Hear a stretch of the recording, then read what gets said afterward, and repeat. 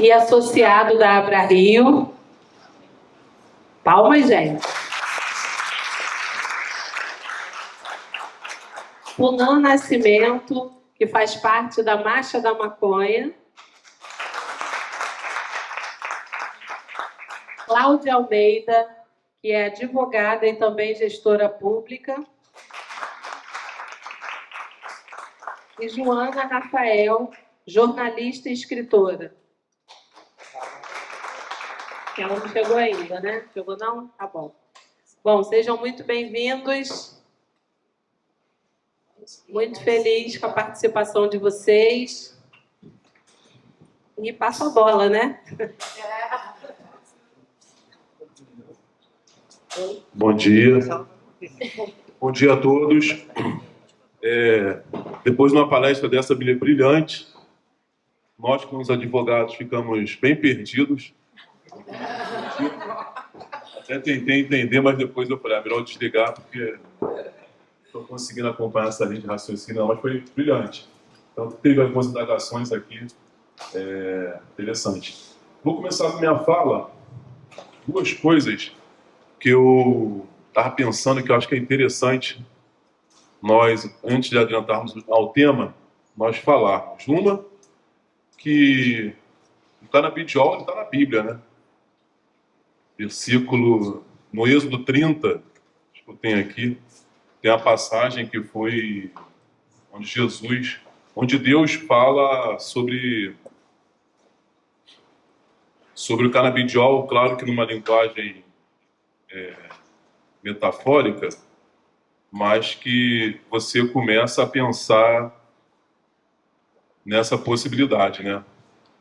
Falou mais o Senhor a Moisés, dizendo: Tu, pois, toma para ti das principais especiarias, das mais puras mirras, 500 ciclos e canela aromática a metade. O sabor, a saber, 250 ciclos, e de calamo aromático, 250 ciclos. Esse calamo, ele, numa interpretação mais teológica, ele entende que é realmente o cannabis, né? E não só isso, tem uma outra passagem que eu não vou me lembrar, que é em Gênesis, que é a origem. Se realmente a maconha fosse proibida, Deus não teria feito, né? Então, assim, Deus permitiu, Deus nos ofertou. E aí nós temos que começar a pensar como que ela chegou aqui no Brasil também, é algo que cabe também uma reflexão, cabe também um entendimento, e cabe também quando nós começarmos a pensar no proibismo, que é essa questão também da onde veio a maconha. Porque nunca proibiram a cachaça, apesar de ter nascido aqui também, mas nunca proibiram o vinho. E a quem interessava, né, a produção dessas outras bebidas, essas outras coisas que poderiam ter quase, não o mesmo efeito, porque a maconha tem um efeito, eu sou usuário do canabidiol, então tenho certeza que ela faz muito bem, diferente das outras bebidas que eu falei. Mas uma passagem também que eu acho que é válida é quando o Caetano Veloso, num desses festivais, ele fala o seguinte: é proibido proibir. Alguns aqui já devem ter escutado isso. E é isso, é proibido proibir. Porque quando nós pensamos que nós podemos aqui, na associação, de forma, claro, depois de muita luta, ofertarmos o canabidiol, em contraposição, você tem hoje diversos jovens, somente negros, morrendo por causa da maconha. Então aí nós começamos a adentrar dentro do tema da fala. Então assim, por que isso? Por que essa proibição? E como que funciona essa proibição? Porque se nós olharmos, não criticando, tá, gente? Acho que isso aí precisa ficar bem claro, porque às vezes a gente fala algumas coisas, as pessoas interpretam de forma pejorativa. Se você estiver fumando maconha em Caraí, é legal. Os meninos lá podem. Uma abordagem policial lá em Caraí vai ser: com licença, boa tarde, podemos falar com você? Uma abordagem na Zona Norte de Niterói, em especial, onde que eu residi durante um bom tempo, no Caramujo, vai ser com um tapa na cara. No mínimo, toma aqui um tapa para já ficar consignado a sua posição dentro do cenário. Então, assim, essas coisas nós precisamos começar a interpretar, começamos a pensar como que chegamos nesse momento, como que lá atrás, desde 1830, se não me falha a memória, eles já começaram a proibir expressamente em lei o uso da maconha, porque eles não tinham controle. Então, eles começaram a proibir. Então, são questões que nós precisamos começar a analisar, precisamos começar a pensar como que isso se dá.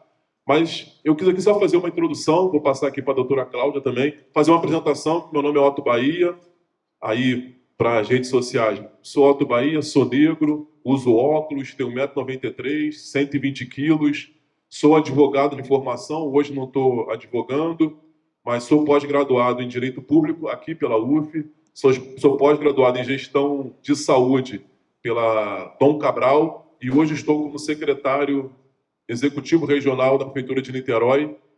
Basicamente é isso. Sou pai, tenho 4 filhos, 2 netas e estou muito feliz. Sou usuário do canabidiol. É algo que quem me conhece sabe que eu sou uma pessoa bem 1,93 m, mas com um pouquinho de atitude. Então o canabidiol fez com que eu tive alguns problemas. Exatamente. E hoje eu sou uma pessoa não tão reativa, eu era muito reativo. Eu com 1,93 m, 120 quilos, você não pode ser tão reativo porque gera problemas sociais. Mas hoje eu estou tranquilo, graças a Deus. E o canabidiol, né? E associado também a Abra-Rio, acho que há mais de um ano. Bom dia, gente. Eu sou testemunha viva. Eu trabalho com ele, do que realmente o canabidiol faz.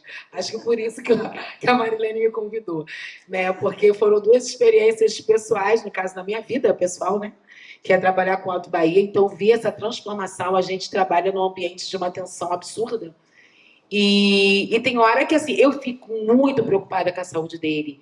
Ele já teve internado algumas vezes, né? E, enfim, o canabidiol trouxe uma calma, Não, ele fala agora, Preta, vamos pensar que caminho a gente vai tomar. Eu falo, nossa, parabéns, gerou um benzinho, né?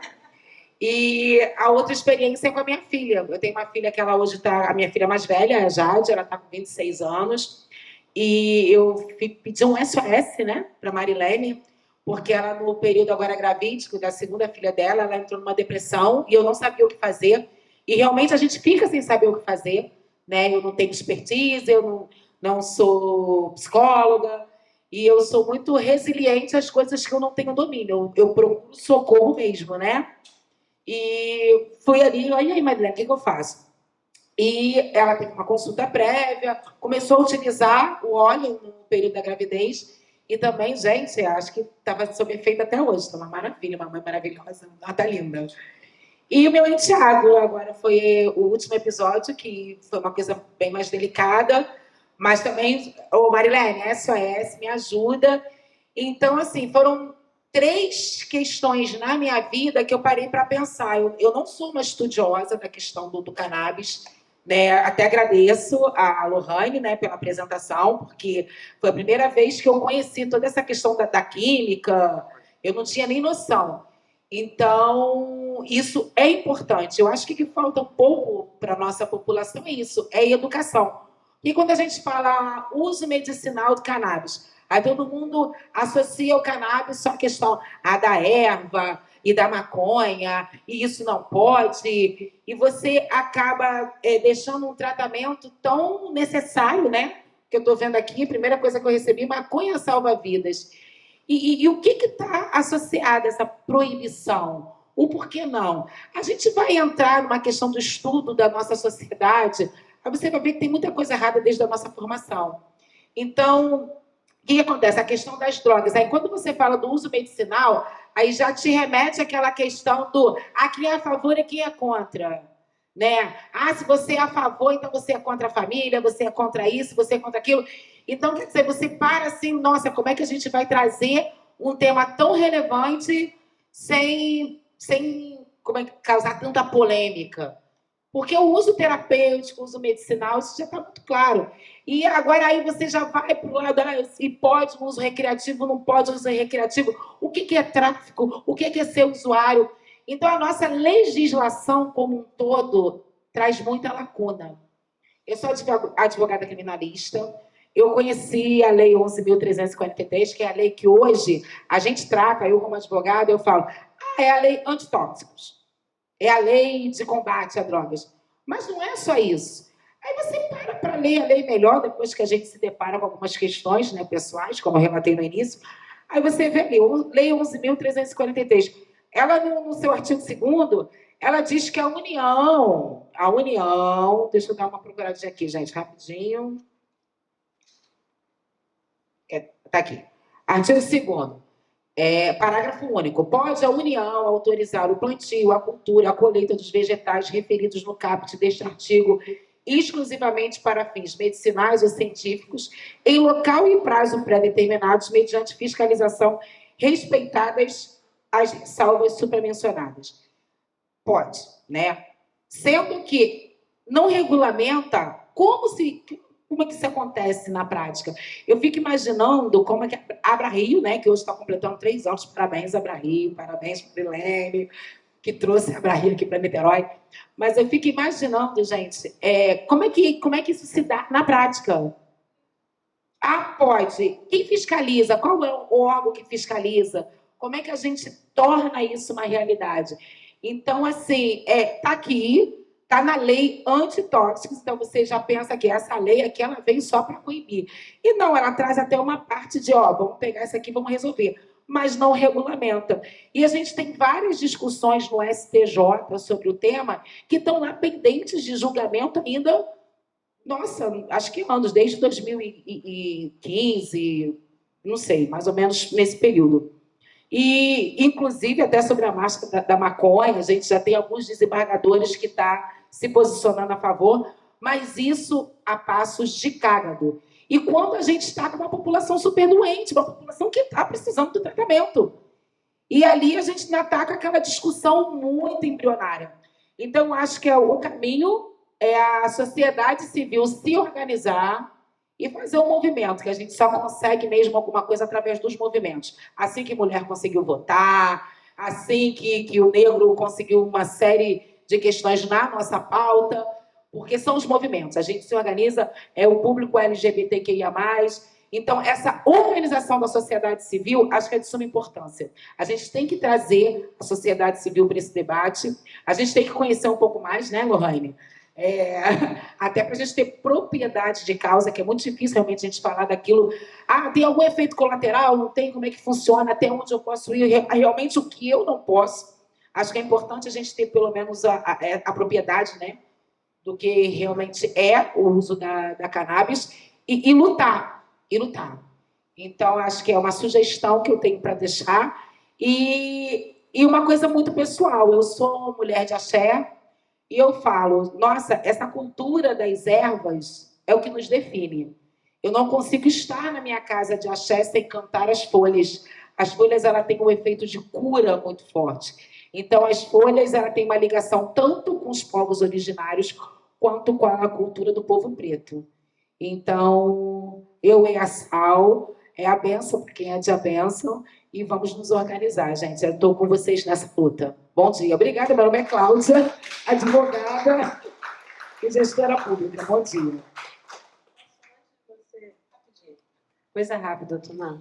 Eu só queria, primeiro, agradecer mais uma vez, né, que vocês falaram algo tão importante. A gente está aqui discutindo, até num momento propício, né, uma mesa de negros, a gente está num mês de consciência negra, né, e eu lembro que quando eu comecei a falar sobre o simpósio, que eu coloquei o tema do simpósio, teve várias pessoas que me julgaram, falaram assim, mas você trabalha numa associação de cannabis medicinal, você tem que colocar alguma coisa que fale sobre medicinal. Aí eu falei, olha só, mas eu estou falando da planta, né? E a planta é medicinal, e o nome da planta é maconha, né? As pessoas ainda ficam muito nessa de cannabis é uma coisa, maconha é outra. Não, é a mesma coisa, cannabis e maconha é a mesma coisa. E aí o nome, eu faço questão de repetir o nome do tema, porque eu acho que para que a gente possa entender do que a gente está falando e o quanto essa mesa aqui é importante. Eu me sinto muito representada por cada um de vocês, por vocês estarem onde vocês estão, por vocês serem quem vocês são hoje. Porque muitos negros que estão lá fora não têm essa mesma oportunidade, né? Então, o tema é maconha, associativismo, impacto socioambiental, rumo a políticas públicas e eficientes. Eu queria, só antes do Tunan se apresentar, fazer uma pergunta para o Otto, que eu acho muito importante, que eu também conheço o Otto já há bastante tempo, e não assim como a Claudinha, que está ali pertinho, mas eu pude perceber também alguma diferença. Eu queria saber de você, Otto, que é gestor público, né? Lida com tantas pessoas na política, com tantas pessoas que, infelizmente, algumas delas até vivem de rótulo, de aparência. Como que é para essas pessoas e para você, quando essas pessoas sabem que você faz uso do óleo de maconha? Você já sofreu algum preconceito? Alguém já te criticou por conta disso? Ou é super tranquilo? Como que é para você no seu ambiente de trabalho? Antes de responder, eu vou agradecer também a Marilene o convite, era por ter feito isso antes, desculpa a minha delicadeza. Eu sou isso, né? Muito autêntico. E eu não omito nada do que eu faço, do que eu falo, eu sou muito contundente. Eu lembro que eu participei de uma reunião na FESaúde, e aí a secretária falou assim, você está diferente? Eu falei, não estou diferente não, estou usando canabidiol. E aí todos na mesa, né, levaram um susto, porque todo mundo conhece a pessoa Otto Bahia, meio, vai ser assim, tem que ser assim, não tem muita conversa. E aí eu estava aquela pessoa que estava dialogando, que estava interagindo, que estava ouvindo, coisa que realmente, não que eu não ouvisse, né? Mas eu tinha uma dificuldade maior de ouvir, eu ia tratorizando tudo e todos.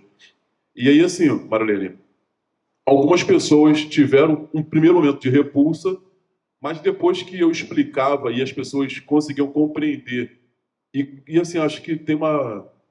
Hoje eu não sou mais católico, mas hoje eu sou candomblessista, mas já fui muito católico. E na Igreja Católica fala o seguinte, que a palavra convence, mas o testemunho arrasta. E aí não tinha muito que... Era assim, não adiantava eu falar, as pessoas estavam me vendo, estavam vendo a diferença na prática. Então, isso fez com que várias pessoas, né, ao analisar, ao tentar até questionar, dava aquela segurada, porque não, realmente o Otto está uma pessoa mais dócil. E é importante, realmente, para mim, ser uma pessoa educada. Eu sempre fui, mas nunca fui muito sensível, né? Nunca fui muito... Sempre fui... E hoje eu estou uma pessoa mais... O Técio fala para eu não falar essa palavra, mas eu estou uma pessoa mais aprazível. Eu falo isso sempre. Mas é isso, Marilene. Obrigada. Bom, vou passar para o Tunan se apresentar, falar um pouquinho sobre o trabalho dele. Depois a gente abre para quem tiver alguma dúvida, tá? E vocês, se quiserem complementar alguma coisa. Bom dia, eu me chamo Tunan Nascimento. Eu sou um dos organizadores da Marcha da Maconha de Niterói, também apoiador da Marcha da Maconha da Lapa, durante muito tempo frequentador da Marcha da Maconha de Ipanema. Eu sou estudante aqui da casa, estudante da Faculdade de História, novamente. Eu queria pedir, Marilene, para você me avisar. Tem como você contar o tempo, me avisar? Tem. Quando der 15 minutos, quando der 20. Eu queria falar menos sobre o trabalho da marcha em si e mais sobre por que a gente tem drogas proibidas, né? Qual é a origem dessas drogas? Eu acho que sempre que eu tenho tempo para falar sobre a proibição de drogas, eu tento partir do princípio, que é pensar como é que era o mundo antes da proibição. Porque a gente naturaliza muito a proibição de algumas drogas e a gente naturaliza que existem drogas que são proibidas e ilegais e tem drogas que são legalizadas. Mas isso é uma coisa muito recente. Quando a gente fala da maconha, por exemplo, a proibição da maconha em nível nacional só aconteceu em 1938. Como é que era a vida das pessoas com acesso sem nenhuma mediação do Estado ao ópio, à coca, à maconha, a cogumelos alucinógenos, a sementes endógenas, antes da proibição. Por que essas drogas foram proibidas? Há uma historicidade na proibição dessas drogas e a gente precisa voltar nisso para poder entender do que a gente está falando. Quando eu comecei a estudar, né, eu fiz o caminho contrário de muitos maconheiros, eu tive curiosidade sobre as drogas, eu resolvi procurar na internet sobre elas e depois eu resolvi usar. Quando eu comecei a estudar vi que a maconha já é usada há pelo menos 10 mil anos, que o ópio já é usado há pelo menos 5 mil anos, que a coca já é usada há pelo menos 8 mil anos, eu comecei a me perguntar, será que na antiguidade havia vício? Será que havia uso problemático? Será que essas sociedades tinham um problema com o uso de drogas como a gente tem hoje? A nossa sociedade, para além do uso problemático que os usuários fazem, a nossa sociedade tem um problema com as drogas em si. E eu nunca encontrei nenhuma pesquisa que indicasse que nas sociedades antigas havia um problema em massa de uso de drogas, que havia um problema em massa de uso problemático de drogas e que essa sociedade tinha um problema de ordem com essas drogas, mesmo sendo feito. Inclusive sendo feito de uma forma radicalmente diferente da que a gente tem hoje, porque quando a gente vai ver, até mesmo no século XX, até mesmo 80 anos atrás, uso recreativo, medicinal e religioso era uma coisa só. As pessoas faziam uso das drogas em rituais. E era um momento de brincar, de cantar, e de louvar, e de se medicar, e de se tratar. Mas a gente começa a enxergar provas mais claras de problemas no uso de drogas quando a gente vê essas drogas sendo colocadas dentro de uma dinâmica de mercado internacional que começa com a colonização do mercado capitalista. Porque dentro do capitalismo, tudo precisa se tornar mercadoria, tudo precisa gerar lucro. E não é diferente com as drogas. Então, quando o mercador enfrentava diversos perigos para chegar até aqui nas Américas, roubar o tabaco e levar para a Europa, ele não podia, num ano, ter um lucro com a venda de tabaco e, no outro ano, o lucro ser menor. Ele precisava aumentar o lucro. Então, ele precisava que mais pessoas usassem tabaco. Havia necessidade de uma democratização do uso e de uma publicidade desse uso para que mais pessoas quisessem saber dessa nova droga do novo mundo. Quando você tem a colonização da Índia pela Inglaterra, quando eles começaram o comércio com a China, eles não poderiam, dentro desse comércio, ter uma balança deficitária, em que eles compravam mais da China e vendiam menos. Então, eles fizeram uso do ópio. Então, veja só, no momento em que, logo depois, a gente começa a ter um debate sobre problemas do ópio e da necessidade de proibir, logo antes a gente estava tendo o uso do ópio para poder estabelecer uma relação comercial lucrativa para os ingleses, forçadamente, né? Foi através de guerras coloniais, que puseram não só a venda do ópio, mas diversas desvantagens comerciais sobre a China, né? O que eles chamam até hoje de um século da vergonha. Não havia possibilidade de você vender menos ópio no mundo. Você tinha que vender mais, você precisava que as pessoas estivessem viciadas. E, ao mesmo tempo, essa mesma sociedade que cria essa necessidade de um uso cada vez maior dessas drogas, cria um problema com o uso dessas drogas, porque precisava colocar as pessoas numa nova dinâmica, a dinâmica de trabalho do relógio, a dinâmica de trabalho de trabalhar 12 horas por dia. O trabalho não era mais quando está fresco, você para no meio-dia para a sexta. Não, você vai trabalhar o tanto que o seu patrão precisa para lucrar. Você vai trabalhar de acordo com o relógio na fábrica. Essa é uma nova dinâmica de trabalho para as pessoas e ela precisava ser disciplinada. pessoas não estavam acostumadas a trabalhar assim. Então, nessa dinâmica, algumas drogas são mais interessantes que outras. Havia, inicialmente, até com grande força do fundamentalismo religioso, um desinteresse no álcool. Não era interessante que o operário ficasse bêbado o tempo todo, porque não ia conseguir trabalhar. Pode beber quando você sair da fábrica, bebe em casa, para você esquecer as dores. Mas aqui, no trabalho, você precisa estar sóbrio. Não era interessante para que os escravizados brasileiros fizessem o uso da maconha e se esquecessem do trabalho, não ligassem para o trabalho, não sentissem tanto a dor do castigo. E aqui eu quero lembrar que ontem, nós tivemos o Dia da Consciência Negra, a comemoração da morte de Zumbi dos Palmares, o último zumbi do Quilombo dos Palmares, e foram justamente pessoas como a Coaltune, fundadora do Quilombo dos Palmares, que trouxeram as sementes de maconha e a prática do uso da maconha para o Brasil.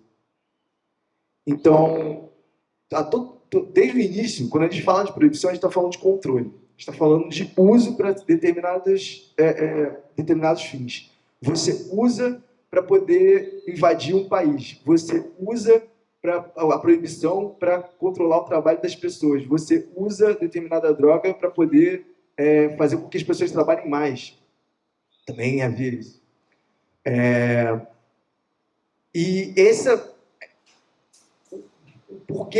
Qual é a necessidade da proibição, né? Em primeiro lugar, como é que ela surge, essa necessidade, e como essa necessidade muda ao longo das décadas, que vai determinar as nossas leis, que vai determinar como é que se dá a operação na favela. Já falei aqui, a primeira proibição foi ainda na época de escravidão, mas a gente teve uma postura municipal do Rio de Janeiro proibindo o pito do pango, né? Que era como um dos nomes da maconha,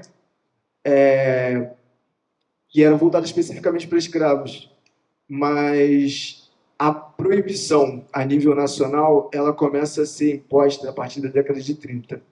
Isso vem no mesmo contexto que acontece a proibição e a criminalização do samba, do candomblé, da capoeira, jongo. É uma forma de controlar populações recém-libertas, né? Não por causa da abolição de 1888, mas principalmente nas movimentações abolicionistas que geraram leis de libertação a partir da década de 1870 e que estavam chegando em massas nas últimas décadas, até 1930, né? Nos grandes centros urbanos.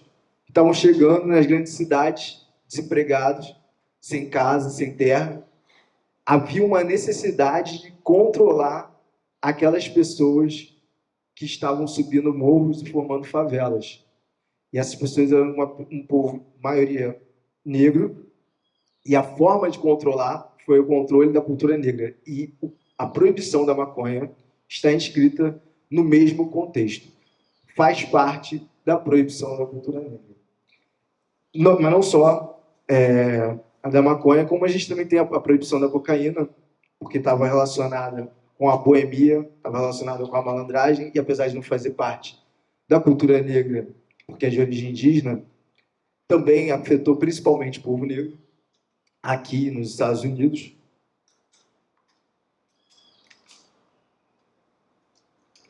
E até chegar, como a gente já viu no documentário, e quem não assistiu aqui eu recomendo, Dirijo, que está no YouTube, a controle das terras indígenas. Porque quando você tem a chegada da maconha com um povo escravizado africano no Brasil, esse hábito foi rapidamente adotado no contato com os povos indígenas. E já era costume, já era tradição no século XX.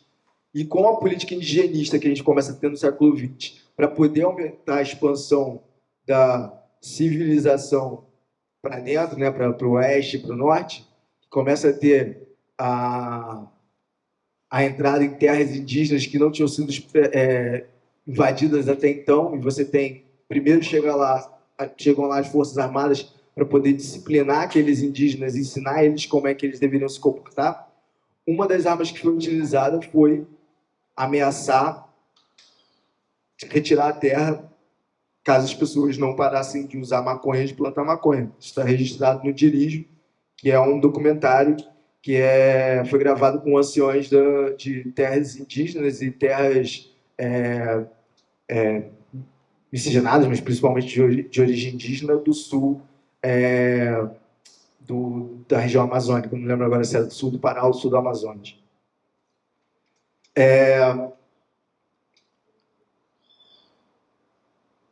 E essa proibição, ela tem, inicialmente, da maconha, ela trata o usuário como problema médico, trata o usuário como alguém a ser internado. Só que conforme a favela vai mudando, conforme o uso da maconha vai usando, conforme a venda da maconha sob a proibição vai mudando, e você tem a formação de gangues, porque as pessoas precisavam se proteger para poder vender maconha, afinal de contas era crime. Você tem a mudança da legislação na ditadura. A gente tem uma criminalização maior do usuário, a gente tem um aumento da repressão, e tudo isso combinado com uma polícia que recebe uma autorização quase sem...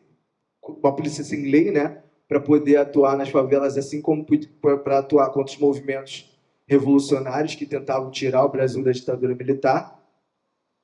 E o usuário, no caso, até então, eram pessoas majoritariamente negras. Maconha na boca da playboyzada branca é uma coisa recente no Brasil. Mas eles encantaram, né?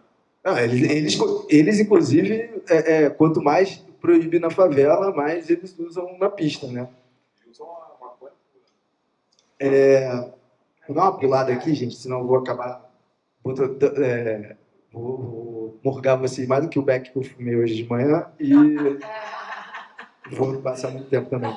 Só que eu queria chegar nisso é que, conforme a necessidade do governo brasileiro de controlar os trabalhadores brasileiros, de controlar o povo negro brasileiro, muda a proibição de drogas. A guerra às drogas, tanto nos Estados Unidos quanto no Brasil, vem para isso.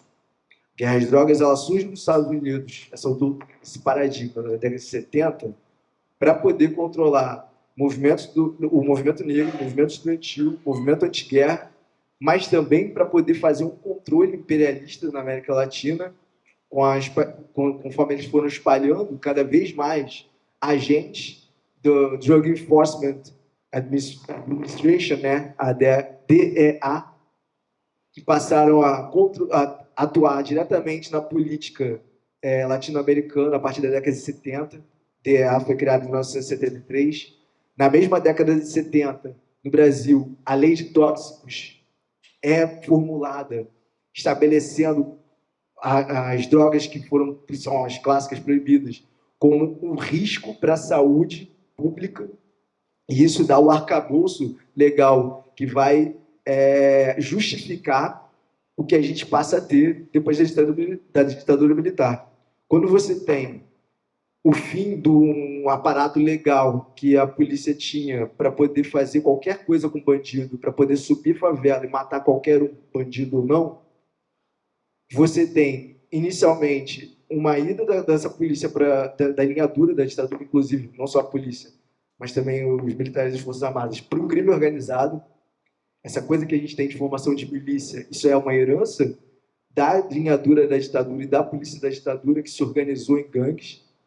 E você precisa ter uma nova desculpa para poder continuar a repressão na favela, porque a repressão dos partidos comunistas, sindicatos de trabalhadores de classe média passaram a contar com uma relativa liberdade, mas a favela não. Como diz o pessoal da Marcha da Maconha da Lapa, não há democracia se não há paz nas favelas, né? E é isso que a gente nunca teve democracia na favela.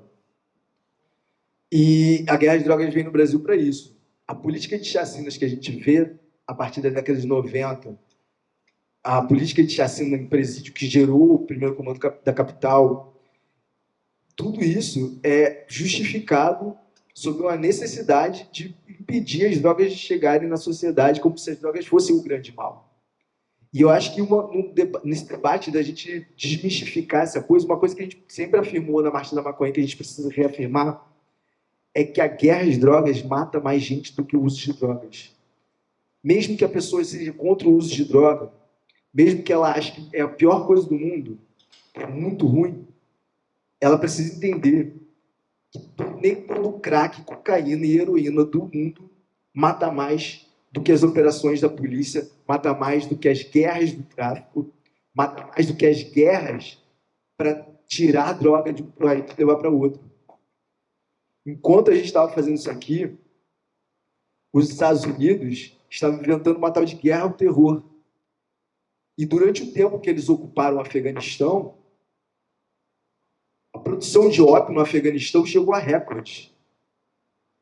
A crise dos opiáceos que a gente tem nos Estados Unidos hoje é financiada com a produção de ópio que é garantida pela invasão dos Estados Unidos no Afeganistão. Olha como o bagulho é um sistema global, é um negócio muito grande, né? Quando a gente começa a ver, dá até medo da gente enfrentar isso. Eu posso quebrar o protocolo e compartilhar com você, só para acompanhar, porque tem a ver com a sua fala. O interessante é que a droga ela é proibida do portão do presídio para fora, né? Porque lá dentro, o que acontece? Uma consulta, um cliente, né? Precisa entrevistar o cliente. Enfim, tem a unidade Banco 3, que a sala de advogado fica dentro mesmo da unidade prisional. Quando eu cheguei lá dentro, gente, um cheiro de maconha. Porque eu saí de lá, assim, foi nesse deck, como é que é deck, né? Você fumou de manhã, eu saí de lá assim, ó, escorregando pelas paredes. E comentei com o inspetor.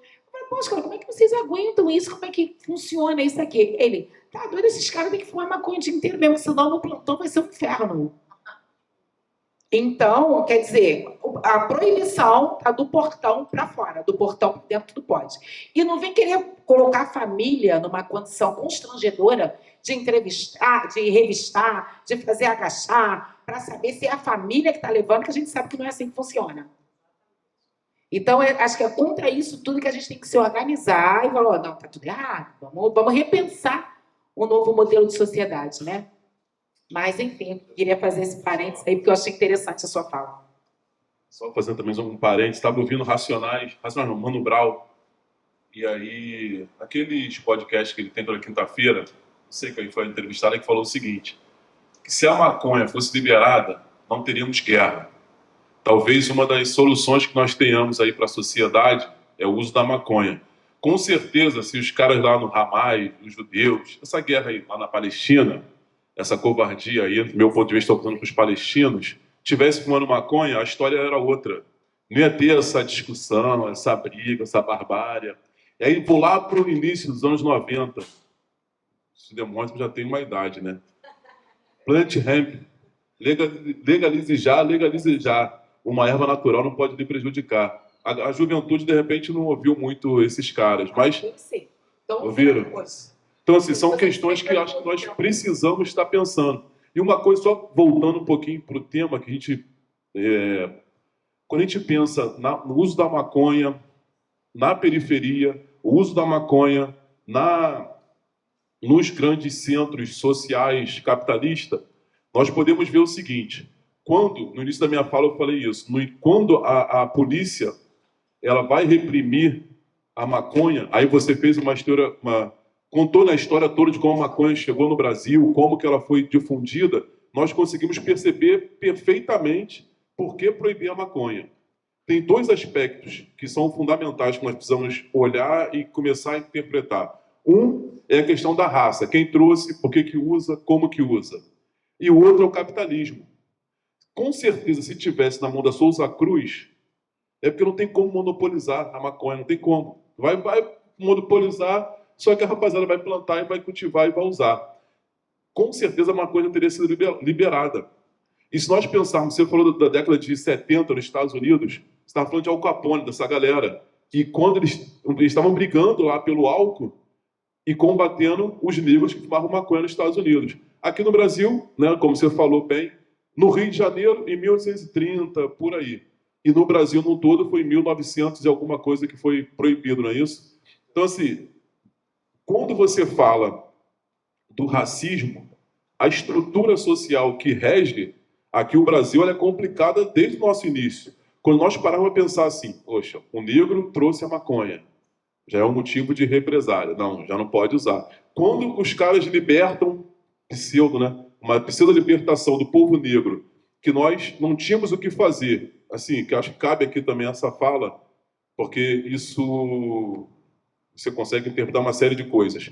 Enquanto nós negros, ontem comemoramos o dia 20, né, o dia de Zumbi, nós fomos alforriados, qualquer coisa, jogaram a gente à própria sorte, nós não tivemos o direito, não estou criticando, tá, gente?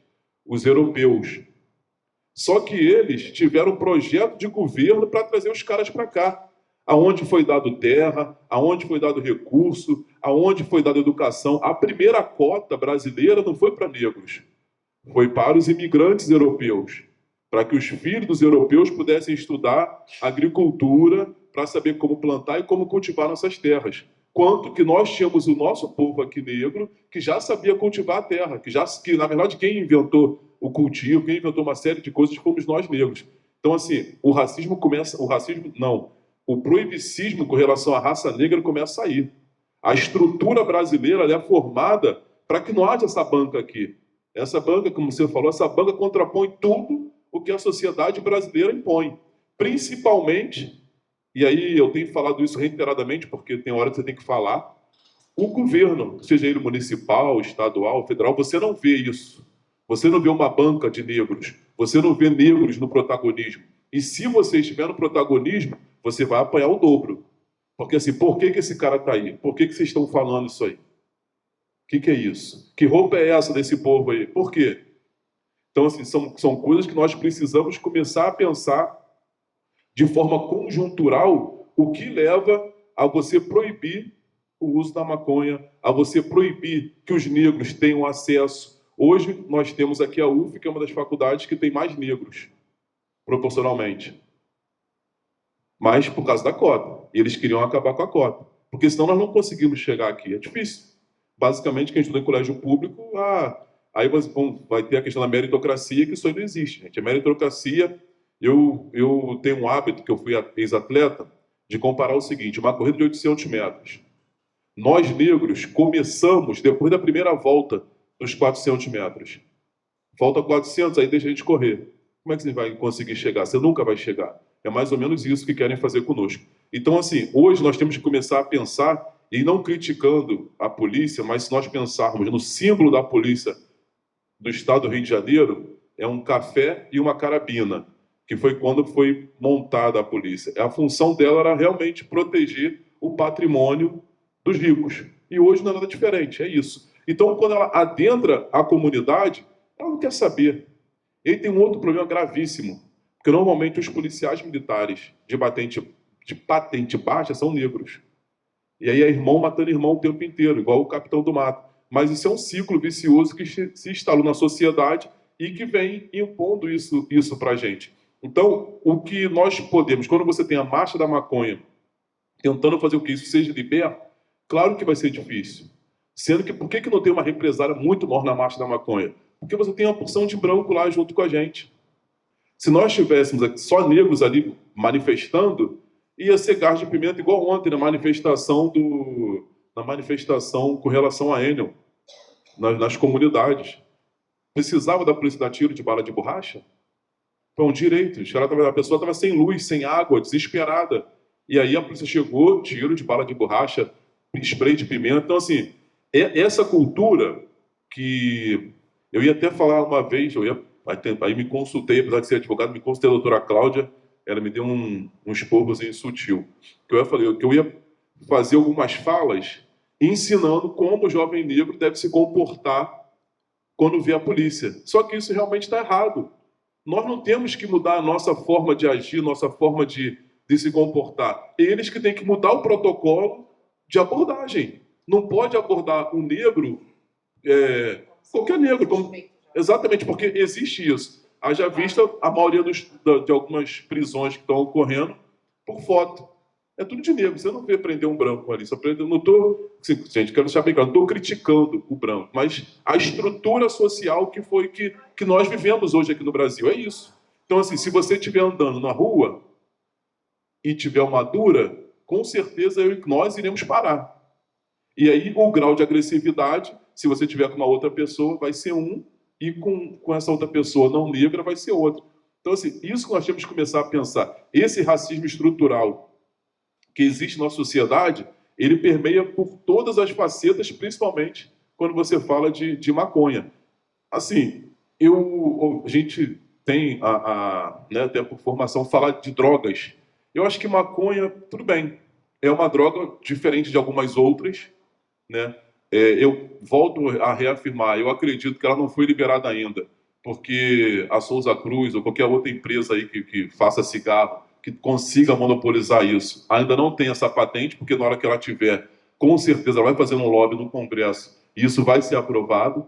Acho que essa é a principal questão. E como o Juan bem falou, tudo gira em torno do capital. Se a gente pensar, tudo gira em torno do capital, do dinheiro.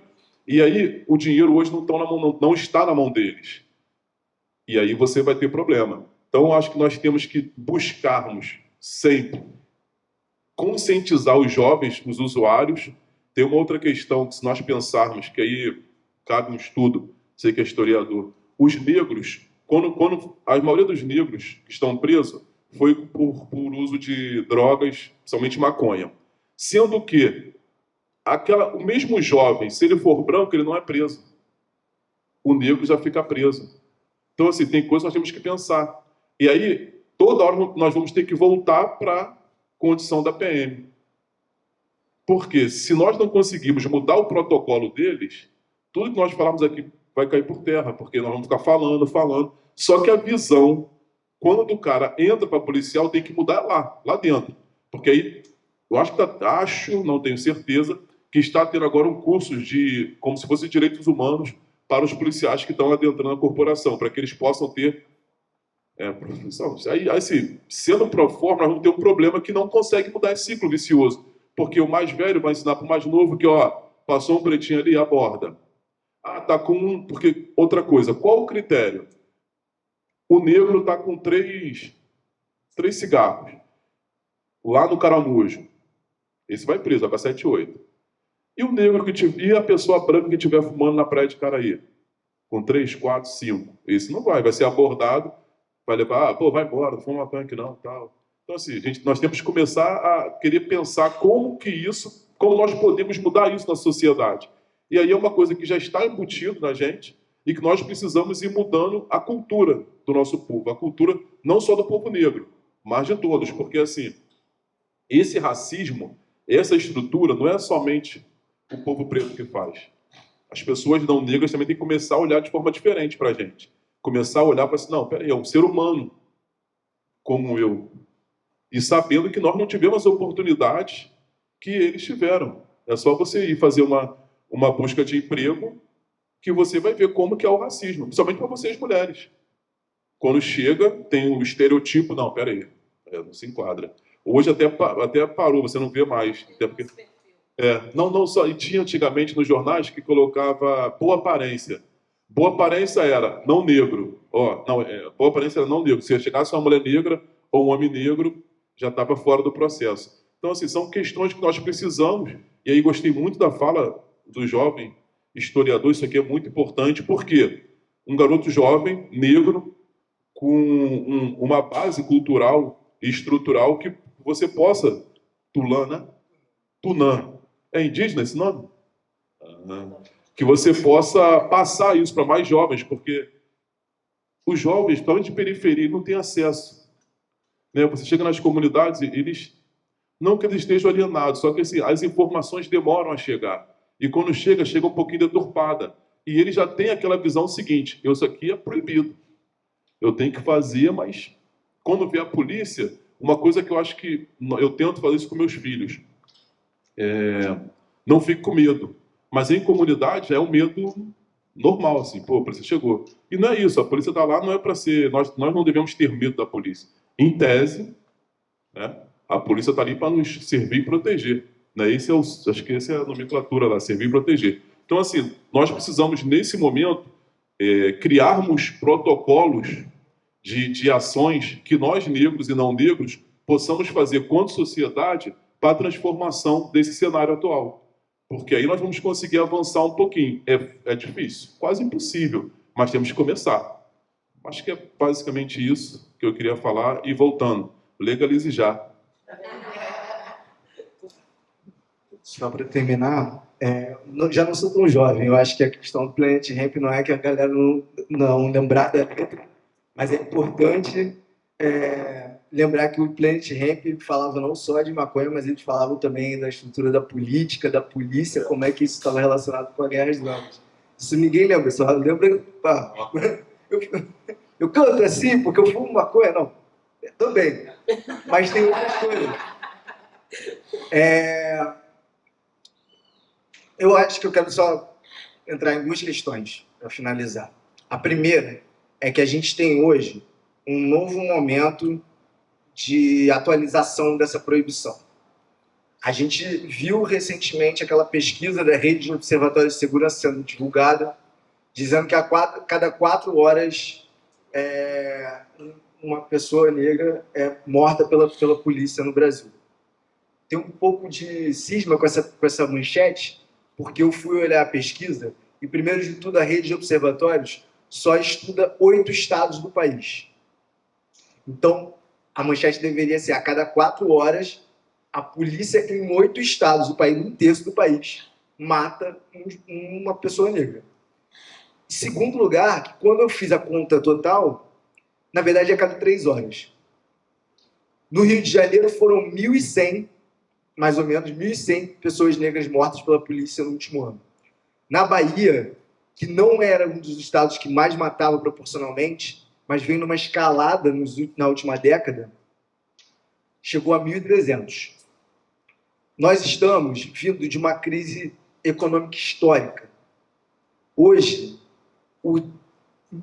a informalidade está substituindo cada vez mais o pleno emprego. Quando a gente vê as estatísticas de desemprego diminuindo, sim, está diminuindo, mas está aumentando absurdamente a informalidade. Já chega a quase 50% das pessoas ocupadas no país. E aí, nessa realidade, quanto mais desemprego e informalidade você tem, mais atraente é para um cara cujas opções são ficar 12 horas em cima de uma moto com fome, com a quentinha quente nas costas, ou ficar 12 horas com um fuzil ou com uma pistola, segurando uma boca, recebendo quentinha, e o playboy que esculacharia ele quando ele faz a entrega, chega lá e fala fino, pedindo droga para ele, e ele pode esculachar aquele mesmo playboy que esculacharia ele se ele fosse entregador. Quanto mais desemprego e informalidade a gente tem, mais atraente é essa opção. E aí, quando você tem o aumento dessa possibilidade, e quando você tem um crescimento das duas maiores facções do país, inclusive impulsionado pela destruição da Amazônia, porque PCC e Comando Vermelho estavam lá comandando o garimpo também, se torna necessário enxugar gelo. E aí manda a polícia para enxugar gelo, para enxugar sangue, né? E aí a gente tem as situações que a gente viu na Maré. A gente tem as situações que a gente viu em Guarulhos, que a gente viu na Bahia recentemente. A política de chacinas, ela não é um erro. Ela é uma estratégia. E é a forma que esses governos estão se vendendo quando eles não têm mais nada para apresentar. Eles estão privatizando os serviços básicos. A gente está vendo como é que está a situação aqui em Niterói, em que a gente está sem luz. E é uma concessionária privada que é responsável. Eles não fazem nada, porque não é lucrativo. Eles não têm nada para apresentar, então o que eles apresentam? Corpos pretos mortos no chão. Para o povo que está com medo do assaltante bater palma, se sentir mais seguro.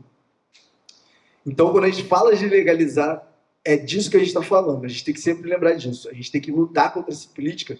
E eu acho que a gente tem que pensar, se a gente pensa que essa guerra de drogas ela é uma ferramenta do genocídio do nosso povo negro, e ela tem sido uma ferramenta mais útil nos últimos 80 anos, Então, a gente tem que pensar também, trazer a perspectiva de reparação, que o movimento negro fala pouco aqui no Brasil ainda, mas muito nos Estados Unidos e em outros países, para pensar a solução.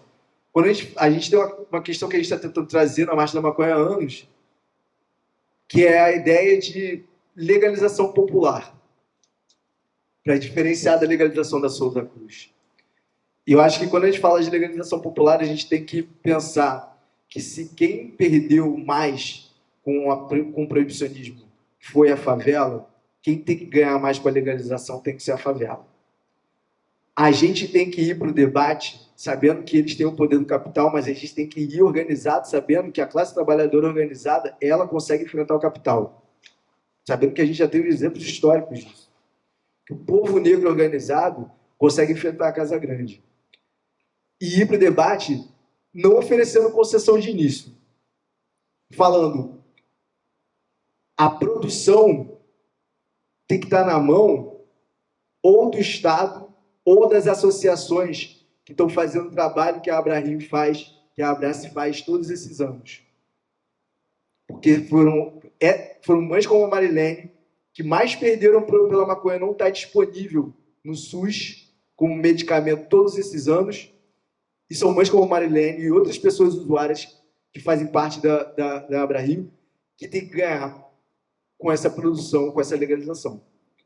O coffee shop, a gente tem que chegar e falar, o coffee shop tem que ser cooperativa e botar na beira da favela para empregar o mulher que quiser sair da boca. Até porque, e essa é uma questão polêmica, mas que eu acho que a gente precisa defender, se a gente fala em não ter mais o crime de tráfico de drogas, e eu acho que a gente precisa pensar radicalmente nessa questão, porque a lei de 2006, que fez com que o usuário deixasse de ser criminoso, está aí para provar que se a gente for de medidazinha em medidazinha, o sistema se adapta. Eles descriminalizaram o uso e quem decide é o delegado. E aí o delegado decide que o moleque no caramujo com a dola de maconha é traficante e o moleque branco no Caraí com 500 gramas de maconha é usuário. E assina o termo no máximo, vai ser levado para assinar o termo e ir embora. A gente tem que chegar propondo políticas públicas radicais para poder modificar toda a lógica de segurança pública.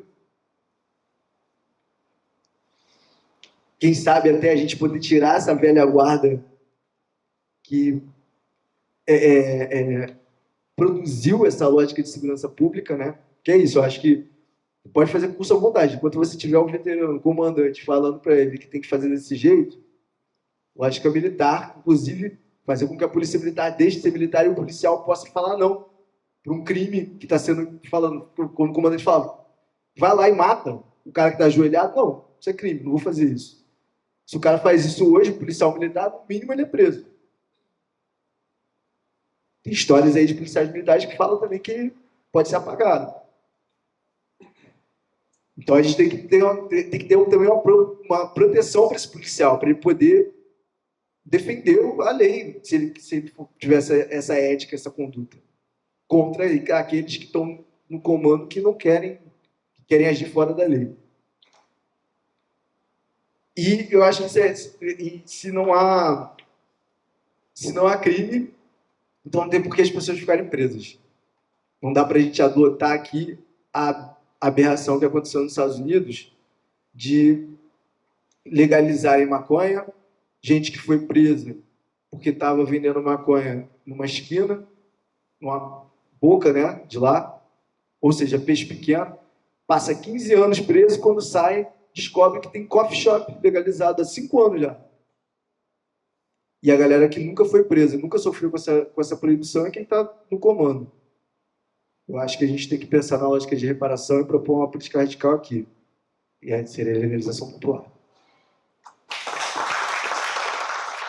Vocês, não sei se todos aqui sabem, do episódio que aconteceu alguns dias atrás na nossa fazenda. Nós recebemos a sentença, né, a sentença maravilhosa da Abra-Rio, onde nos permite plantar, produzir, fornecer, transportar produtos à base de cannabis, numa quarta-feira, que inclusive teve um feriado, acho que na quinta. É isso, na quinta-feira teve um feriado. Então, na sexta, eu estava em casa ainda comemorando a sentença, né? Porque a gente até então, no ano passado, recebeu uma liminar em agosto, quando foi no finalzinho de novembro, essa liminar caiu e nós estávamos em desobediência civil, né? Então, na sexta-feira, eu estava ainda comemorando, tomando uma cervejinha, feliz da vida em casa, só que toda hora eu olho no celular para olhar as plantinhas lá pelas câmeras, aí, de repente, eu vi um homem todo de roupa escura tirando foto das plantas. Eu falei, quem é esse homem? E, ao mesmo tempo, a campainha tocou. Era o Diogo, meu irmão, me chamando, falou, o Rony ligou, a polícia está na fazenda. E aí a gente correu para lá, nisso eu mandei mensagem para alguns amigos, que eu não sabia, eu falei, saiu a sentença, eles foram, então não sabia direito o que era. E aconteceu uma situação que tem muito a ver com um pouco da fala de vocês. Acaba que é um pouco distante, né, daqui para Itaboraí, a gente foi de PCX, né, por mais que meu irmão acelerou bastante, mas acabou demorando um pouco para chegar lá. E aí, quando chegou lá, tinham 2 viaturas, 4 policiais, um deles estava até de touca ninja, esse de touca ninja era o mais educado, né? Era o mais educado, foi o que ficou mais meu amigo, eu inclusive fiquei na ponta do pé para falar com ele. E a gente começou a conversar, eu explicando, né, apresentando a sentença, mas assim, eles não entendiam que a gente podia fazer o que estava fazendo ali. E ficavam tentando encontrar alguma coisa para me incriminar.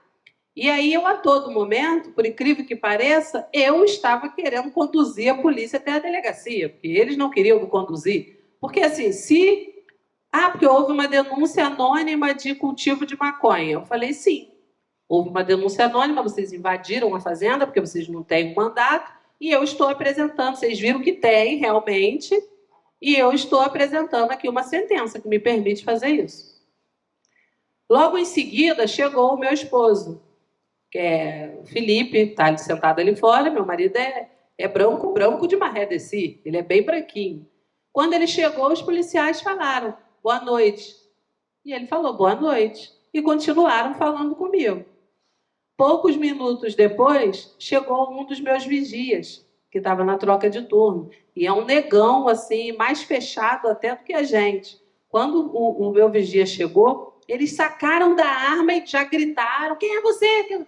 Sabe, no desespero, que até eu me assustei, olhando para trás. Para mim era estranho que estava entrando ali. Quem é você? Levanta a mão, está armado. Aí eu falei, então pro meu marido é boa noite. E pro negão, eles puxam a arma, viram o fuzil para ele. Então, assim, se isso não é um ato de racismo, eu, sinceramente, não sei mais o que é, né? Fora 1 milhão de absurdos que rolou durante todo esse episódio, até que eu os conduzi para a delegacia. E lá, o inspetor ele virou para mim e falou o seguinte, olha, isso depois de horas, me segurando lá, porque disse que eu não estava presa, mas eu também não podia ir embora. E aí eu perguntei, não estou presa, não posso ir embora, mas e aí, o que a gente faz? Ele falou assim, então, tenta me ajudar. Eu falei, eu tentar te ajudar? Como assim? Aí ele falou, não, porque houve uma denúncia de cultivo de maconha. A gente foi lá e constatou que existia o cultivo de maconha. Se eu não fizer nada, vai ficar feio. Aí eu falei, olha, você me desculpa, mas aí isso não é problema meu, porque eu planto maconha sim, não só lá, inclusive na minha casa, mas eu tenho autorização para isso. Então, se eu estou legal, você quer que eu te ajude a arrumar alguma coisa para me incriminar? Não entendi. Então, assim, eu só me deixaram eu ir embora após o inspetor receber uma ligação de um deputado estadual da base de governo que falou sobre o meu trabalho e falou, melhor você deixar ela aí. E aí eu saí de lá. Até então, uma série de irregularidades. Primeiro, por falta de informação, porque eles não sabiam nada com CRE, não sabem nem o que é maconha. E, não, pior que assim, sabe o que é, mas não conhece de fato a maconha, não tem entendimento nenhum. Teve um que falou assim para mim, mas isso aqui, né, só serve para fazer remédio, né? Não serve para fumar, não. Eu falei, serve, só que a gente não fuma, mas serve. Então, assim, eles não têm conhecimento. Então, acho que o acesso à informação, eles deveriam, por exemplo, estar aqui, porque essas pessoas que trabalham nessa área, eles precisam buscar conhecimento, né? E eu até me coloco à disposição sempre para fazer palestras até para essas pessoas, porque é necessário, urgente, que a gente leve a informação para a Polícia Militar, para a Polícia Civil, para a Guarda Municipal, para todos que seja, né? Porque o assunto é urgente e quando se fala em proibicionismo, até que ponto você pode plantar, até que ponto você pode produzir. Eu fiquei muito feliz que essa semana a gente recebeu a notícia de o primeiro associado da AbraRio, associado número 1 da AbraRio, acabou de receber agora o seu HC, né? A gente conseguiu ajudá-lo a ter o HC para ele poder plantar na casa dele, produzir o próprio remédio dele, porque eu acho que isso eu tenho que ter liberdade de fazer da forma que eu quiser, sabe? Porque no meu corpo, na minha casa, mando eu. Então, eu, como presidente da AbraRio, sempre falo que a AbraRio está ali para acolher as pessoas, levar informação, acesso ao tratamento, só que ninguém é obrigado a se associar na AbraRio e comprar óleo. Tá? Você vai ter acesso ao tratamento, mas eu acho que você tem o direito, se você quer comprar na associação, você vai comprar. Se você não quer comprar na associação, você quer comprar o importado, você compra o importado. Agora, se você não quiser comprar, você simplesmente quiser plantar e produzir, por que não?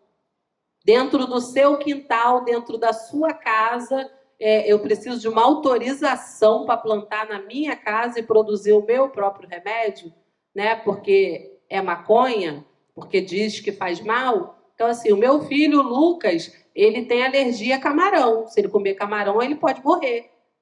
E o camarão não é proibido. Então, e tanto quantas pessoas têm alergia a camarão, né? Então, acho que para a gente deixar uma reflexão de que a gente tem que falar mais vezes e mais espaços sobre esse assunto. Eu fico muito feliz de poder ter vocês aqui comigo, pessoas que, de fato, assim, para mim, são uma representatividade muito grande para as pessoas. O Tunan, que é um menino inteligentíssimo, eu fico de boca aberta cada vez que eu ouço ele falar, né? Te admiro demais, Tunan. Claudinha, que é uma advogada, assim, gente, fora do normal, ela bota para quebrar, né? E eu tenho certeza que chegou onde chegou com muito sacrifício, não foi fácil, né? E o Otto, um homem assim incrível, que não só chegou onde chegou com muita luta, mas eu vejo dando tanto espaço e tentando trazer os jovens para que possam buscar essa mesma oportunidade que ele mesmo com dificuldade teve, então se tornou uma referência para muitos jovens.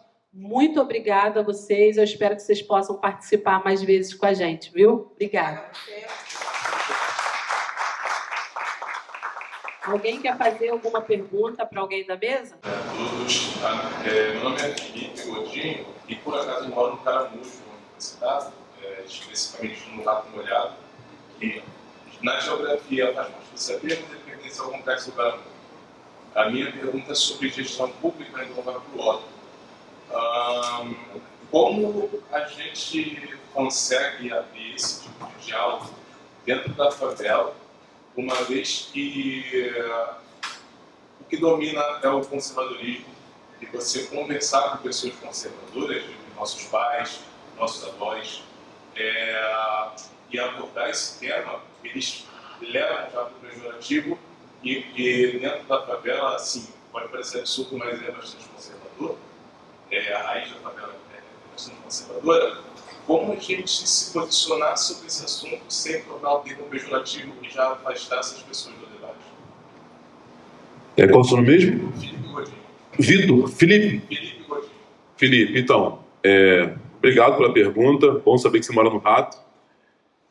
A gente tem conversado muito, eu e Cláudia, e nossa equipe lá, sobre esse conservadorismo dentro das favelas, que as pessoas não enxergam, acham que realmente é o contrário, e não é.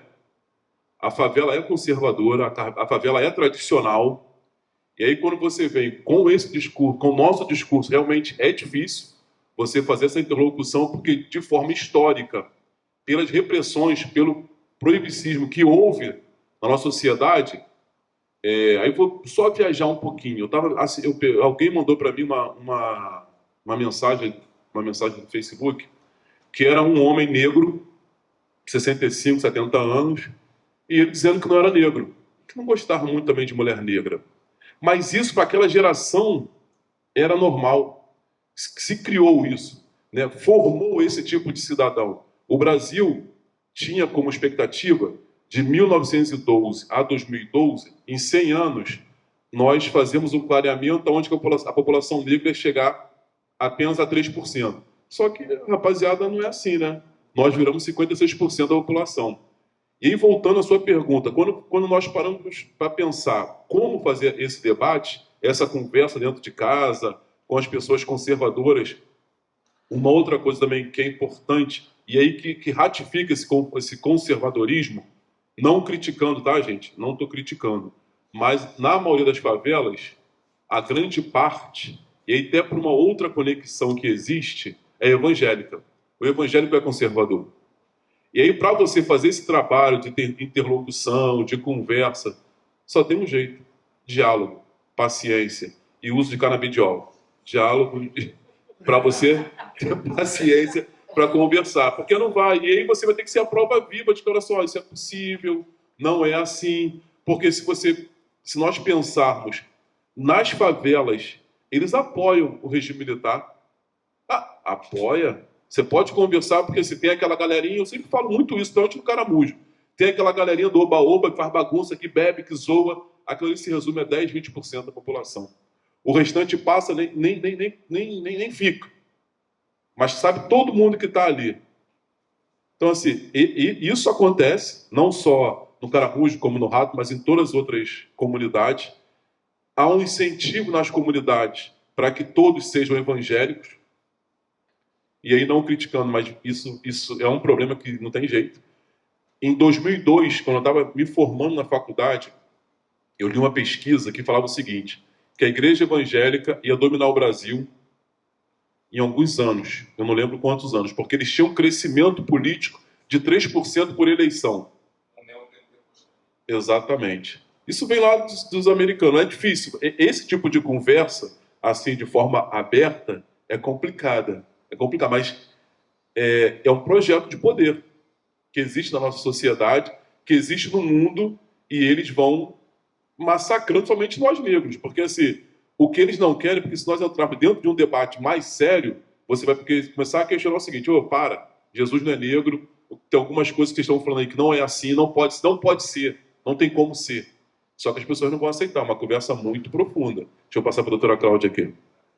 Felipe, só um parêntese. O que acontece? Como a gente está ali na gestão pública, a gente aos poucos, porque também tem uma questão de o que se pode, o que não se pode fazer, a gente tem buscado abrir os espaços para ouvir a população local, entender a demanda e ver como é que a gente pode trabalhar isso. Uma coisa bem interessante que o Otto fez no último evento que nós fizemos dentro do bairro foi abrir espaço de fala para os meninos que fazem o trap, o funk, né, que também é muito marginalizado na nossa sociedade.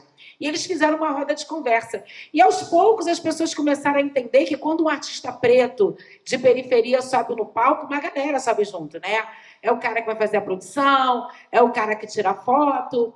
E um exercício também que a gente tem feito, a nossa equipe, eu tenho uma paixão pela nossa equipe, porque a nossa equipe é muito plural.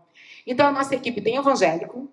Acho que por isso que, às vezes, quando ele vai falar sobre o evangélico, ele fala, peraí, não estou criticando. Porque a gente tem na nossa equipe, e são maravilhosos, lógico, né?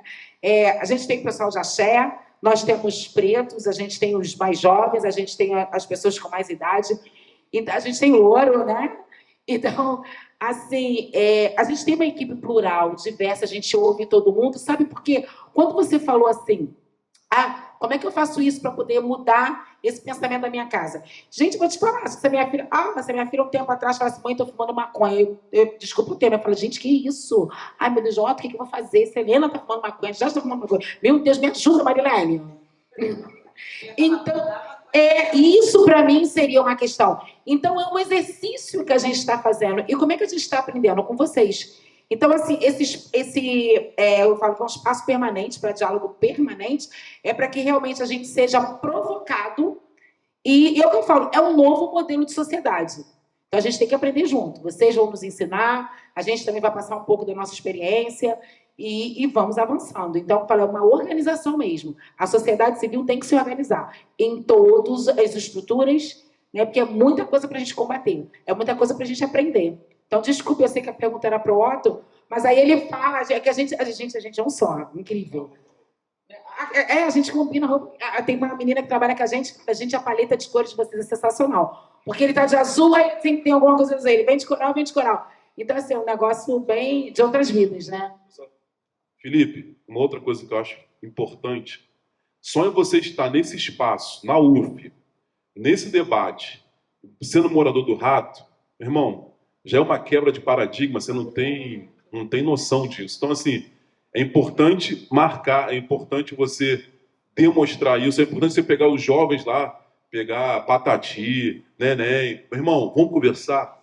E aí, assim, é paciência, é roda de conversa, é uma doutrinação, porque assim, a visão é diferente. Mas é diferente porque nunca foi apresentado nada para eles. Agora, se você, por exemplo, o Patati, o Wallace está lá conversando comigo, está lá trabalhando com a gente. Eu estou tentando mostrar uma outra realidade. O cara é inteligente, pode ser sempre mais, pode evoluir, pode estar aqui junto conosco, tem que estudar aqui estudando. Então, assim, vou te fazer um convite. Vai na nossa secretaria. Ela fica na entrada do Caramujo, mas lá na estrada, do outro lado. Para você vai ser do outro lado. Em frente ao Tubarão. Em frente ao Tubarão, ali do lado do Leton. Vai ser uma honra te receber lá. Tá bom? Acho que a menina ali quer perguntar. Quer o microfone? Boa tarde a todos. Sou muito feliz com essa mesa, de ver uma mesa toda preta, nesse momento, com falas tão importantes. Sou mulher, sou preta, sou evangélica, moro na Brasília e sou acolhedora da Bahia. Então, assim, eu costumo dizer que sou a junção de muitas coisas que não deveria dar certo. Mas mãe atípica. Sou mãe atípica, uma adolescente com deficiência. Então, assim, essa pergunta que o Felipe fez, eu fico me perguntando. Eu, como sou moradora da Brasília, da Genota, não posso andar com essa blusa. Hoje eu me atentei, quando cheguei aqui, eu vim com essa blusa, eu saí da minha casa, na porta da minha casa, tinha um cidadão com uma arma, ele me olhou, só que eu não notei o que era. Andei mais um pouco, a vizinha me deu bom dia, muito desconfiada, eu escondi, também não foi. Entrei no barulho, eu não percebi. Eu cheguei a minha maquiagem, tá borrada. Eu olhei no celular e falei, gente, algumas pessoas estão me olhando. Aí eu olhei, pô, a maquiagem tá borrada, o cabelo tá o quê? O que é? Não, quando eu cheguei aqui, eu vi alguém passando, eu falei, cara, É a folha. é a missa. Então, assim, essa pergunta que o Felipe fez é uma pergunta muito importante. Como levar para as pessoas tomarem minha casa, vendo só de 10 de moto, isso aqui é bom. Eu posso mostrar, como você falou, a vivência do meu filho. Na minha igreja, aceitam o meu filho, aceitam pegar o microfone e falar de maconha, porque eu tenho meu filho, que era uma criança condicionada, tem um autismo, um suporte 3, que é um autismo severo, e eles viram a transformação na vida do meu filho, na vida da minha família. Então, ali no espaço que eu convivo da minha igreja, não tem como ninguém falar, isso não presta, isso é um mito, porque a gente é uma família, uma prova viva, que convive conosco durante anos. Viram meu filho em desespero, pedindo oração para meu filho, que era convulsão, sem convulsão, o João não parava, o João funcionava, o João não se aquietava. E hoje eles observam o João adolescente, que é uma fase muito complicada, o João sentando, o João, graças a Deus, posso falar isso hoje, há um ano não convulsionando, isso para uma mãe, é um treino. E assim, eu acho que essa pergunta que ele fez, um caminho que eu acho que nós temos, quando mora em comunidade, é pensar na associação de moradores. Vocês estão nessa questão da gestão, eu acho que a associação é um local que a gente tem acesso. Eu tenho acesso ao meu presidente da associação da onde eu moro. Então, assim, conhecendo a galera, eu acho que é uma opção de sentar, bater um papo e mostrar por que aqueles garotos estão lá, infelizmente não está legal. Infelizmente está matando vidas. Infelizmente a polícia entra e pega quem é o morador, quem está estudando o trabalho, quem está indo para a escola. Mas isso aqui é vida. Isso aqui salva pessoas, isso aqui salva famílias. Então, assim, complementando, se puder complementar, eu acho que essa questão de gestão, a gente entrar pelas associações de moradores. É um local aberto, conseguimos entrar e começarmos a falar. Vamos falar da nossa comunidade, vamos falar para aquela mãe que tem um filho com deficiência em casa há anos, que não tem como sair daquela criança, que não funciona, tem uma paralisia, pessoas de idade com dores horríveis. Minha mãe também, os outros também tem. Então vamos falar. Eu acho que assim, a opção que nós temos é falar. É isso, é.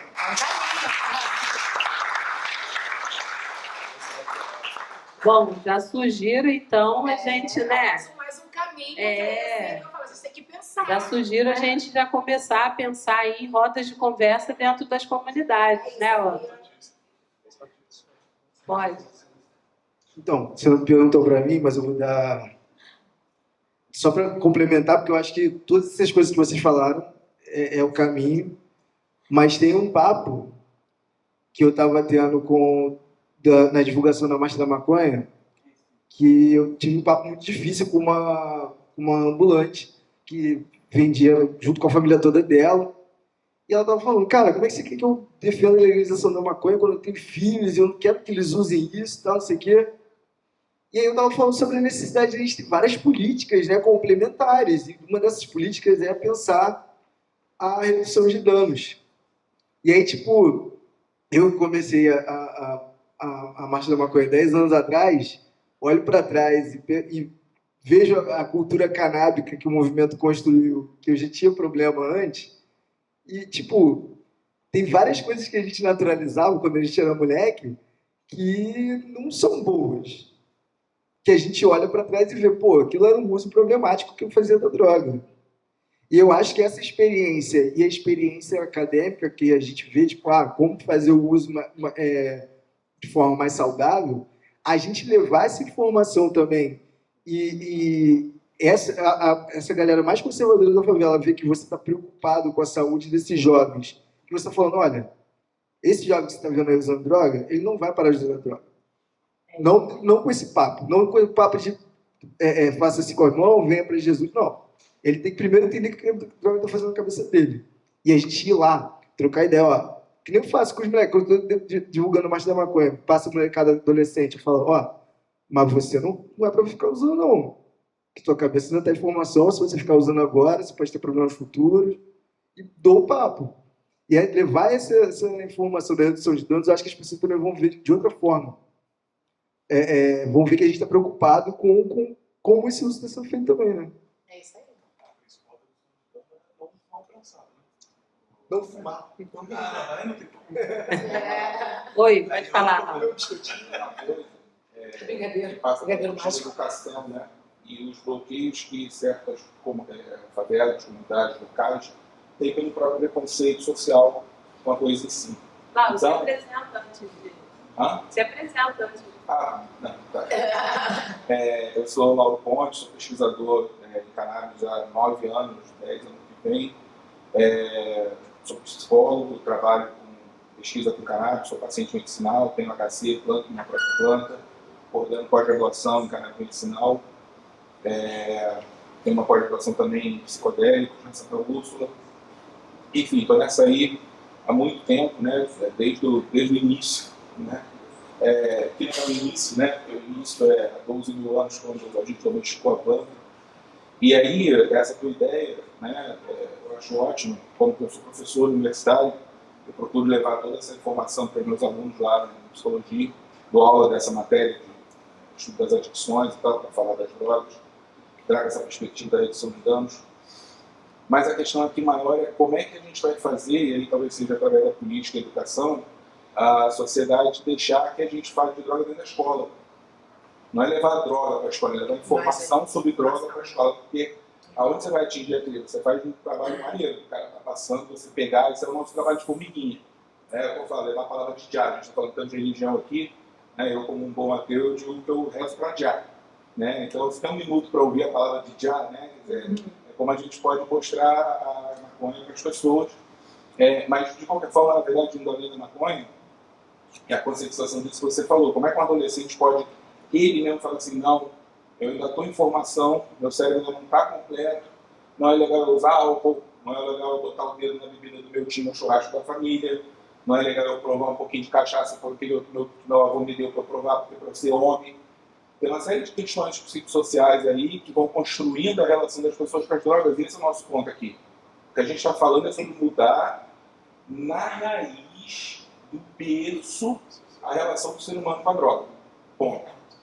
E é sobre isso. Assim. Enquanto a gente não olhar desta forma e atacar isso, sabendo que é longo prazo, sabe? Darcy Ribeiro, na década de 80, tinha escola integral. Agora, 30 anos depois, algumas escolas são integrais. É sobre isso, entende? Sobre como a gente gera a nossa educação. A gente está informando para as crianças. Né? A gente, quando vai falar para ela não usar, isso é educação. A gente não está falando de droga para estimular o uso, como os conservadores defendem. A mesma coisa sobre sexo. Sobre sexo. Né? Ou seja, a gente precisa ter uma ampliação de percepção sobre o assunto, entender que a questão não está na substância, a gente não tem que discutir a substância e o problema que ela causa, a questão está no humano e o problema que ele tem. E ele vai usar a droga de forma abusiva, porque tudo nessa vida, inclusive droga, é dose. Sim. Entende? Então a gente tem que ensinar para as crianças que a dose de drogas até 21 anos é zero. Isso tem que ser ensinado na sala de aula, pela tia da ciência. E aí talvez o amigo que trabalha com política possa articular alguma coisa a partir das associações de moradores para fazer coisas oficiais. Porque a gente tem aqui, né, eu apesar de branco privilegiado, eu fui criado lá em Faxintem, em Miranda, no Rio, conheço uma realidade branca, né, dentro de uma realidade muito dura, da formação dos comandos, aquela coisa da década de 80 ali, aquela chapa quentíssima, né? E a partir dali você vai vendo que essa construção, ela é dos humanos ali envolvidos, desprovidos de informação. É isso. A gente precisa levar informação. E como é que você entra num lugar que tem uma lei? Né? Muita gente que tem problema, eu conheço pessoas que plantam, né, e falam, não posso plantar na minha casa. Meu filho tem doença, meu filho tem alguma coisa, eu moro numa favela, lá não pode. Se eu botar uma planta na coisa de casa, ou a polícia ou o tráfico vai vir dar uma porrada e vai quebrar minha planta. Entendeu? Então, como é que a gente tem que mudar a coisa toda? Alguém tem que fazer igual o Brizola e outros fizeram. Né? Vamos conversar, amigo. Você é liderança. Eu tenho que falar com o tráfico. Entendeu? Sim. É isso. Eu tenho que sentar com a Você não cara. consegue fugir. Eu não vou tirar você, não é tirar você do teu lugar, você preciso te dizer que eu ocupo algum lugar aqui também. Tá entendendo? E isso não é fácil. Não é fácil. Quem é que consegue, né?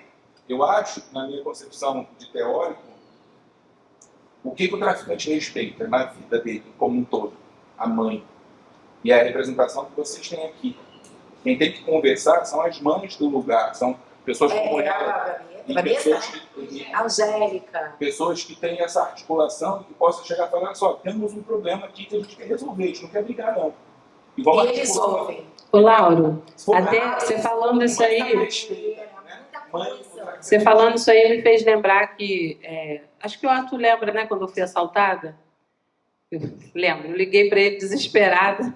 Eu fui assaltada e, na verdade, os assaltantes eles estavam de olho no carro. Né? Eles queriam um carro, eram 2 carros cheios de bandidos com um monte de arma. Você ficou sabendo disso também, né? Pararam a gente, e aí eu, meu esposo e o pai do Lucas conseguimos sair, mas eles pegaram meu irmão, colocaram em outro carro e levaram. E foi assim, desesperador. E depois a gente foi saber que era uma quadrilha mesmo, assim, sabe? Dessas quadrilhas organizadas que roubava carro, e tinha muito material dentro do carro, tinha vasos, graças a Deus algumas outras coisas a gente já tinha deixado na sede, coisas de mais valor, mas tinha vaso de planta, tinha algumas coisas dentro do carro. E aí eu lembro que eu falei com tanta gente, na hora de tudo, a única coisa que eu pensei foi enfiar o celular dentro das calças. Enfiei o celular dentro das calças e fiz assim e saí correndo. E aí quando eu parei, eu peguei o telefone e comecei a mandar áudio para todo mundo, para Otto, para amigos policiais, para político, para todo mundo que eu conheço. Eu sei que eu botei todo mundo maluco, todo mundo desesperado. E essas mensagens minhas, elas foram passando de pessoas para pessoas. E depois eu comecei a receber áudios, gente, de bandido, de dentro do presídio. E a forma como eles falam é até um jeito assim, meio, né? Rapaz, falei para devolver o carro da tia, rapaz. A associação lá ajuda as criancinhas, não quero esse carro aí, não. Olha, um troço muito doido que eu falava, eu não quero isso, não.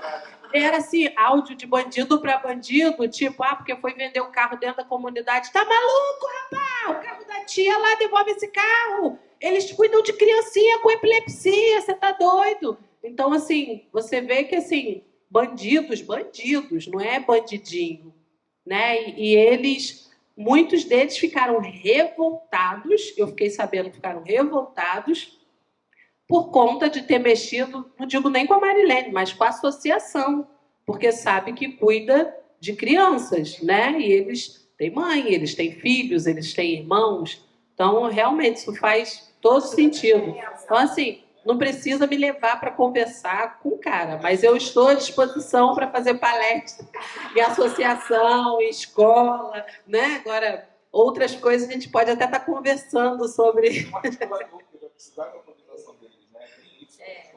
E lá, uma coisa que eu também considero importante, que é que acho que independente de formação, a gente também ignora muita coisa em relação a isso. Por isso que não precisa não, a gente agora já está bem meio que família, né? Então, eu acho que é importante eu conhecer o Lauro, eu conhecer o trabalho do Lauro, entendeu? Porque eu também preciso me modificar, entendeu? Então, eu acho que a gente tem que tomar mais, como eu comecei minha fala um pouco assim, ter mais propriedade sobre o assunto, ter mais informação para a gente poder difundir. Porque é muito ruim também só difundir as minhas impressões. Você Sim. pode procurar ter uma comissão já de cada profissional na OAB. É isso. É isso. É bem legal, nossos amigos, né? Eu faço parte da comissão. Eu faço parte da comissão. E assim, inclusive, para a gente finalizar, se não ninguém almoça, eu acho que quando eu comecei a organizar esse simpósio, essa foi uma das coisas que algumas pessoas falaram. Assim, o Lauro participa sempre de vários eventos que a gente vai junto, né, Lauro? Chega um momento que os eventos de cannabis são sempre as mesmas pessoas. Chega um ponto que a gente está falando para nós mesmos, né? Então, às vezes a gente até vai ter um evento em Friburgo. Quem vai? Me dá carona, porque a gente já sabe quem é que vai participar. Então, teve gente que falou, Marilene, mas você convidou fulano? Você convidou ciclano? Não tem. Eu falei, olha só, gente, a gente tem que furar a bolha. A gente tem que parar de falar para nós mesmos. A gente tem, quanto mais puder ocupar espaços, fui até no aniversário do Otto, conversando com ele, a respeito disso, da gente montar um projeto através da Secretaria de Educação, da gente entrar lá, falar na educação. É muito importante falar para as famílias, para os profissionais da área da educação.